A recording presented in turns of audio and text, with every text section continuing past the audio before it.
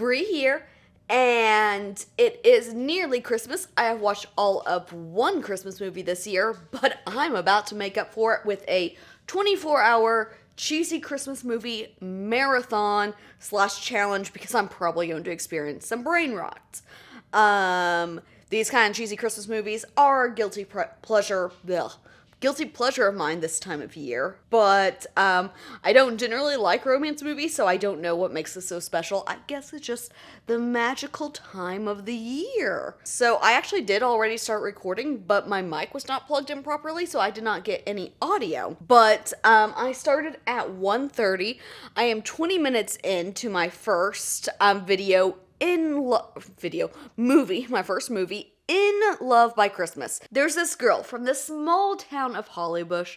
She has moved to Miami and is a regional manager for Horton, not Hilton, hotels. She finally has some time off to go home for the holidays on the condition that she tries to buy up this inn that's for sale in her hometown. And as she's at the rental car place, her car has been given to someone else. And it turns out it's someone she knew from high school.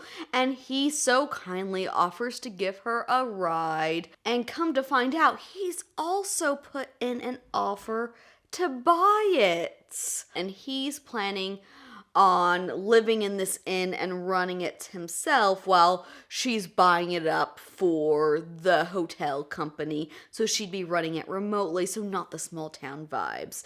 I'm sure she's gonna come to see things from his point of view, and they're gonna I about dropped my camera. They're going to end up buying it together. That's my guess. And they'll live there and run it together. You know, small town life trumps everything. So yeah, I'm about 20 minutes in. That's all we got. So, you know, get your Hallmark Christmas movie bingo cards out. Fill in all those boxes. Let me know if you get a bingo. And I'm going to continue this movie. Oh, I forgot one for the bingo card. The town relies on tourism, and the tourism is dying out. They need it to be revitalized, or this inn is probably dying. Okay, updates. She's in town to visit her grandmother, and her grandmother is dating the father of the guy from high school. So they're all getting together for dinner. I'm just really impressed with how many points this movie's hitting. This was a great one to start with. They were helping his grandfather move and got snowed in at his cabin. Another bingo card. Cue the Christmas party. Okay, I actually ended up being a little surprised on that one. She got the inn. She, used her connections to save the town, but then she still got the inn to be part of the big hotel franchise, and then just hired the guy to be head chef, but she's still, at the corporate office running it remotely, but it's just located close enough that it's just a couple hours away, so she can basically live both places.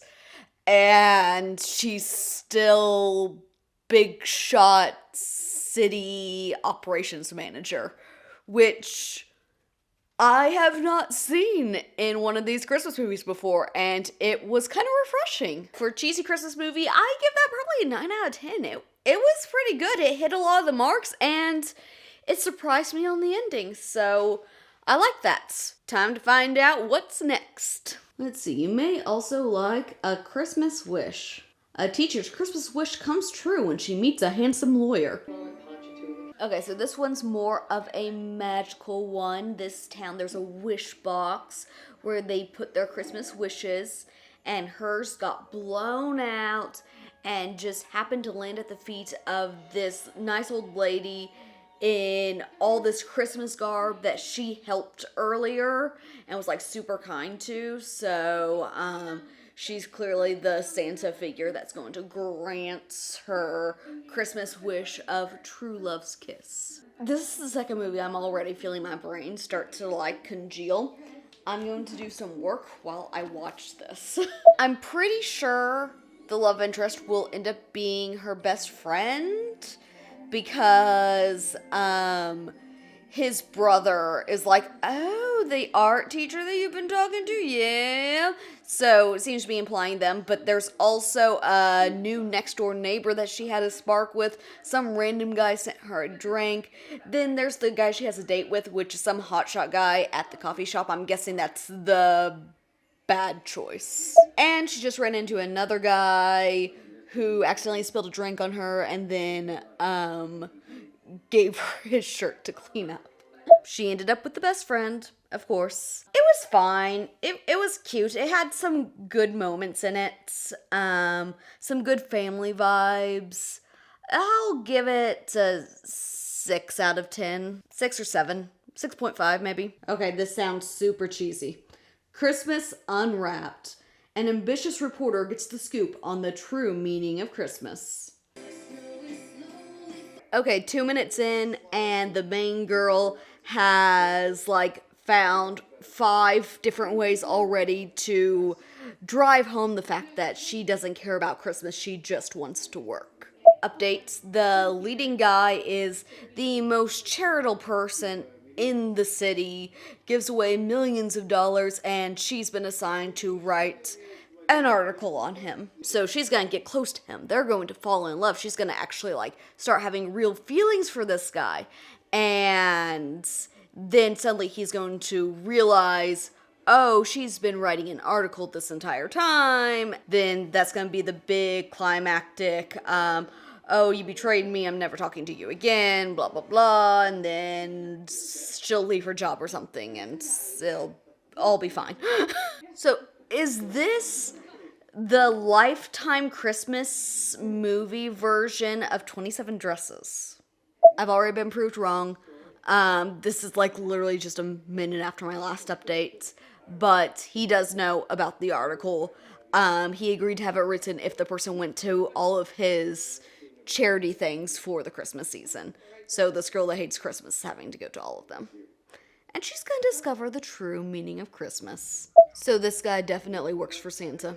Romance is brewing, and he just asked her to please keep the part about his parents leaving him out of her article, so that's going to wind up in the article, and that's going to be the whole rift between them. Okay, the movie isn't over yet, but we've already discovered the true meaning of Christmas. It is love, apparently. Also, apparently she's been so busy with her big break in reporting that she hasn't kept up on her blog that people love. So in the end, that's probably what she's going to end up doing, is just focusing on the blog and quitting her job. She just realized she spoke to Santa Claus. They are happily together now, and she got a job offering at the New York Times because her blog post did so well. Yeah, okay, 3 movies in. This is a lot of cheesy Christmas. But I need to find the next movie. Okay, I guess this will do. Christmas on the Menu. A critic reviews the holiday cuisine of a chef he's already judged harshly. I love a good enemies to lovers trope, so, I think I'll give this a try. Oh, I forgot to rate the last one. Okay, so the second one I watched, I'm going to bump up to a 7 out of 10, and that one I'm going to give a 6 out of 10. It seemed just pretty run-of-the-mill. By the way, I am definitely getting some brain rot. And so far, this one is not catching for me. They do have good banter. I will give them that. They have cute dynamic, but it did kind of go from, oh, she hates them, to, okay, fine, they're hanging out a bunch now. I'm going to enjoy some dinner while I continue this marathon. That one was fine. I'd probably give it a 4 out of 10 on the Lifetime Christmas movie scale. That is totally improvised. As you can see, I have had friends join me. That one did have one of the characters sang a song, and the lip syncing was terrible. On to movie number 5. Ghosts of Christmas Past. What's this? Elle must make amends with all of those she ghosted before Christmas. Okay, I'm intrigued. Okay, really hoping this one is entertaining because the last past two have just been so mediocre. Not that I'm expecting anything to blow me away, but I need something to energize me a little bit. The main girl works on video games. She works for a company that develops video games.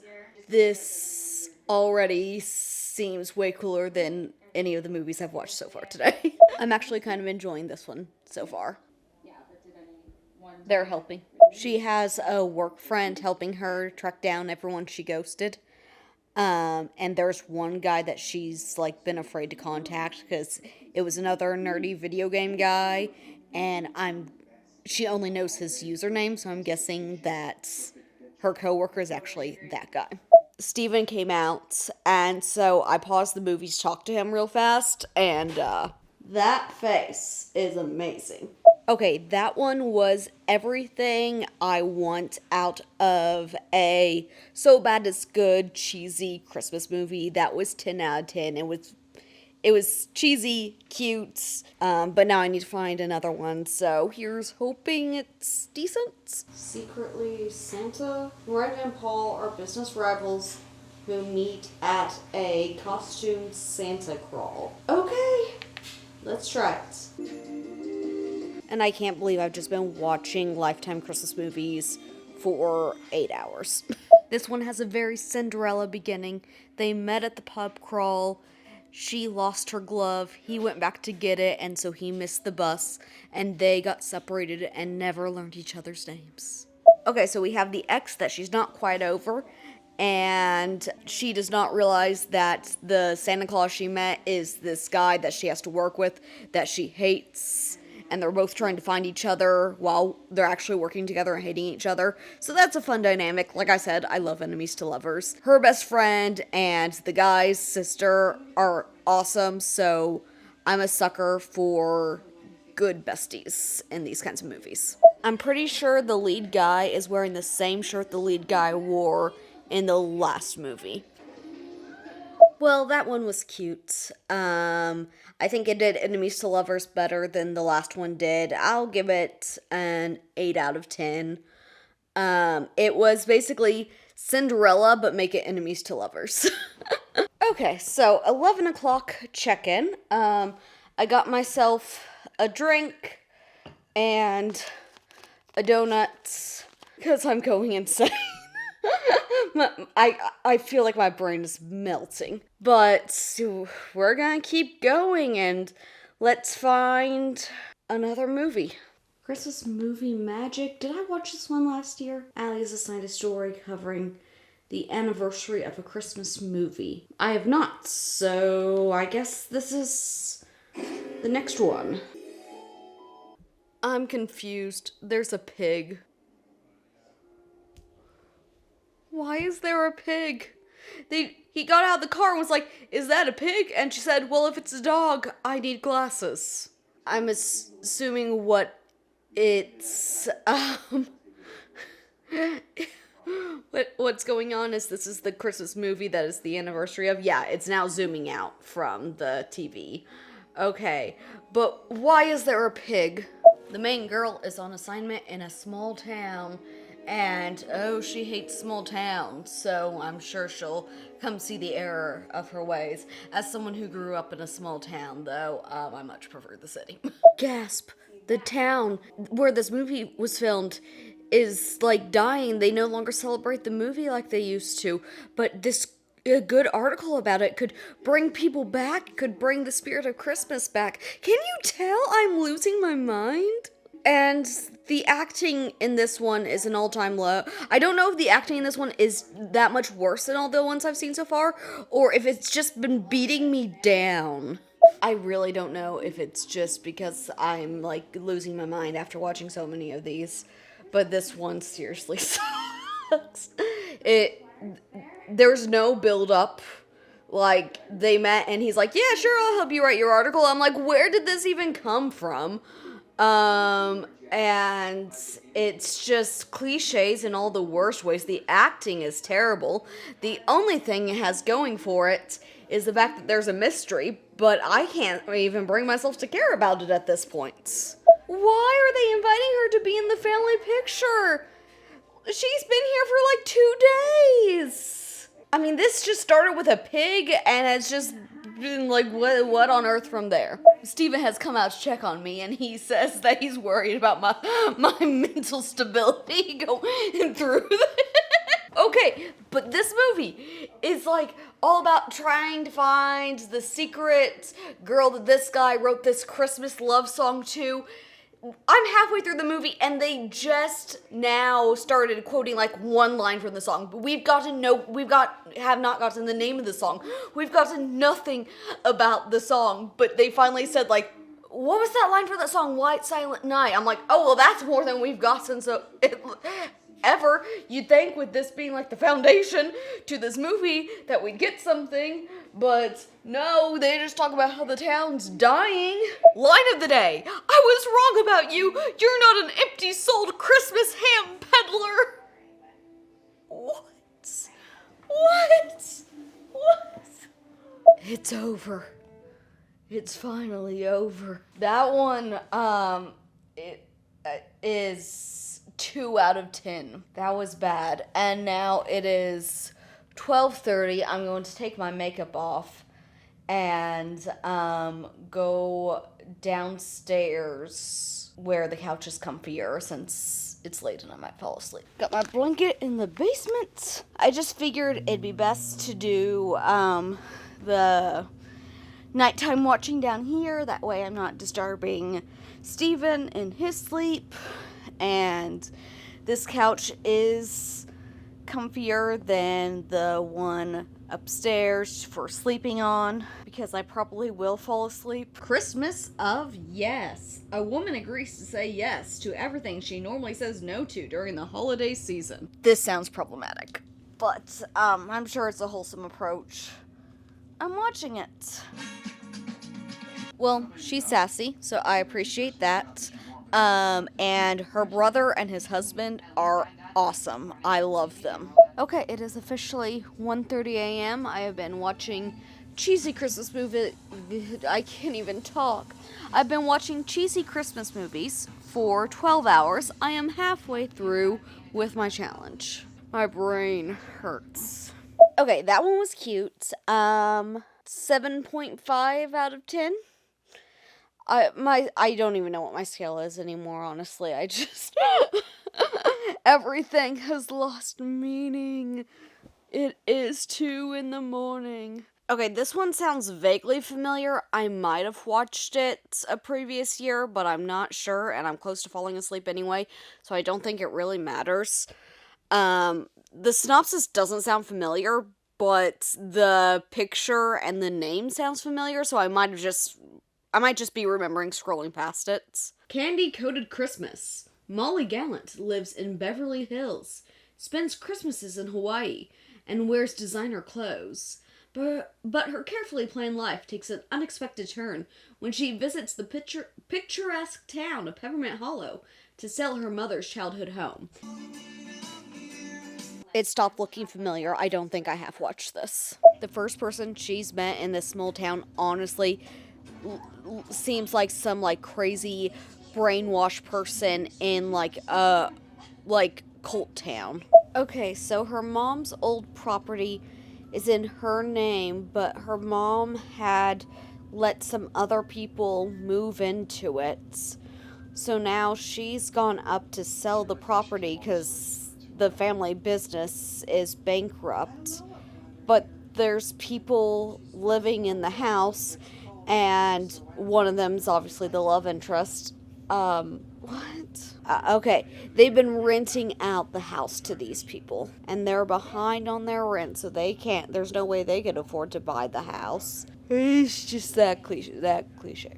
This girl, as she's walking down the street, she, sees people smiling, she's like, ugh.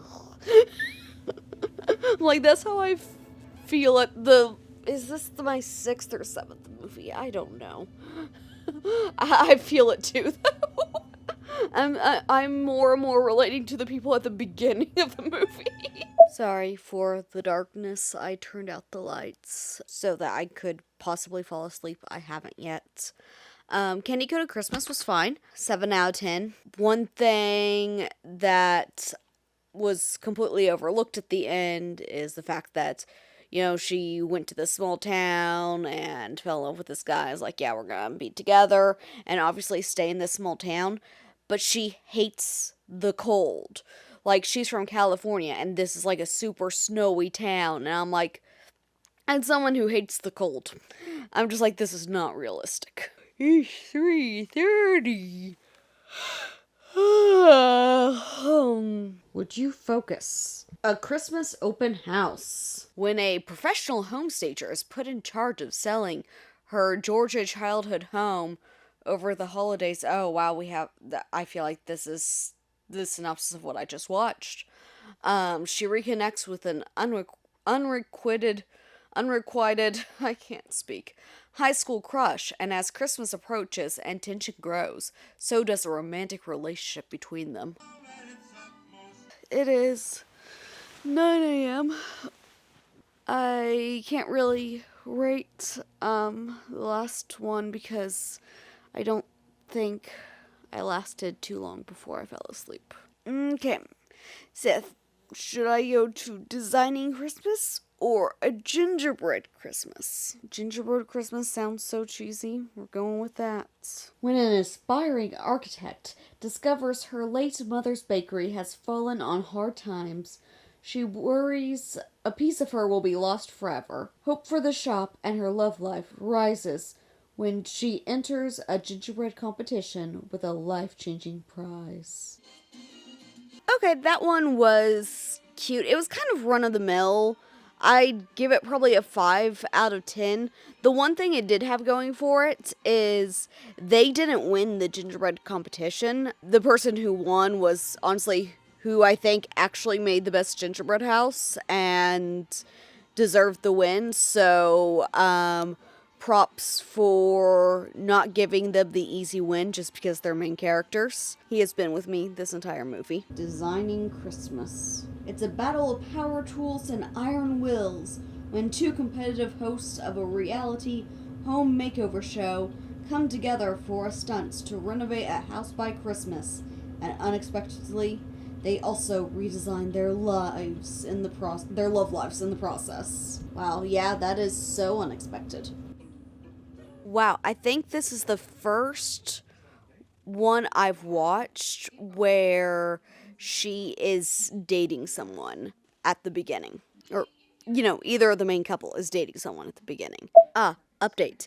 They are engaged, and he's already pitched an idea that she's not on board with, and she's like, yeah, we're gonna move into my mother's or grandmother's, I can't remember, old house after we're married. He's like, well, we're talking about it. And I'm guessing it's in a small town. He probably doesn't want to be in a small town.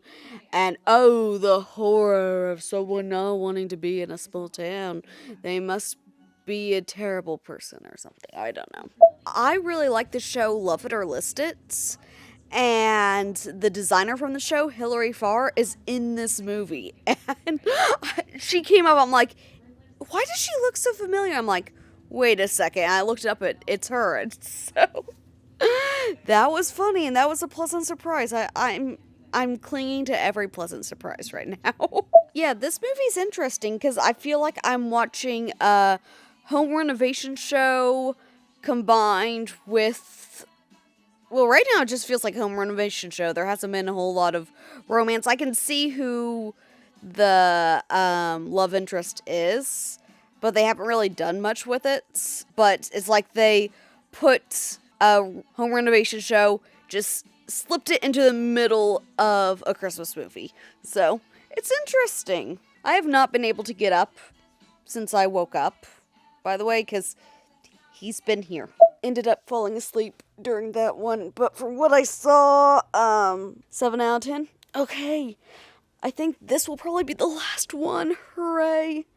This might have burnt me out from ever wanting to watch these kinds of movies again. One Delicious Christmas. An idyllic destination restaurant gets thrown for a loop when the owner loses her head chef right before Christmas, their busiest season of the year. Soon she discovers that a new chef and an unexpected romance may serve up the best holiday yet. So, idyllic destination is definitely another way of saying small town. I have an hour left. Oh my I cannot wait to not be watching Christmas movies. And I still haven't been able to get up. I lost count of how many movies I've watched. This one it's there. It exists. They're all the same. I'm running out of stuff to say about them. The main girl's voice is so annoying, and I am normally not that affected by voices. Whenever the camera just goes back and forth focusing on their individual faces and it never, zooms out to show them both in the room, I'm always like, were the actors actually together when they filmed this? Especially since some of the lines he's delivered, it looks like he's just staring off into space. I'm free. I'm taking a bathroom break. Okay, I'm up. I feel dead inside. Isn't that the opposite effect of what these movies are supposed to have? Okay, 5-minute break for my mom to stop by and drop me off a shake. So close, I have 20 minutes left. And this one is... It's just so flatline. But maybe if I'd watched it towards the beginning, I'd think differently. It's over! That one was so dull. 3 out of 10. My brain is mush. I survived 24 hours of bad Christmas movies. I do not know how to describe how my brain feels right now. It's kind of like, when you stay up all night studying for a test, and from the lack of sleep, you just feel like you didn't retain any of the information, and it's just like an abyss up there. That's the closest I can come. I feel like I need to watch a super cynical horror movie to to reset my brain. Leave a like for my suffering. I know it, when I was coming up with this concept, I was like, it's not gonna be that bad. It's just watching movies in 24 hours of the most mind-rotting, cheesy Christmas crap. This was supposed to get me in the Christmas spirits. Don't do this.